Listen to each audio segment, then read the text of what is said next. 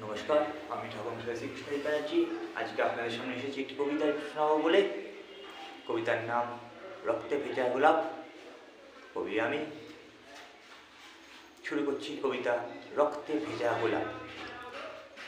এসেছি তোমার কাছে একটি রক্তে ভেজা গোলাপ হাতে। আজকে যদি দাও ফিরিয়ে, পাবে না আর আমায় খুঁজে। যতই ডাকো পাবে না সাড়া, হবে তখন দিশেহারা। চোখের জলে ভাসাবে বালিশ, নিজেই করবে নিজের নালিশ। আমি তো আর শুনতে আসবো না।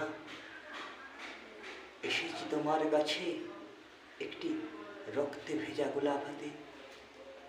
আজকে যদি দাও ফিরিয়ে, হারাবে তবে চিরতরে। নমস্কার, হরে কৃষ্ণ। যদি ভালো লেগে থাকে তাহলে অবশ্যই একটা লাইক করে একটা ছোট্ট কমেন্ট করতে ভুলবেন না। রাধে রাধে, হরে কৃষ্ণ।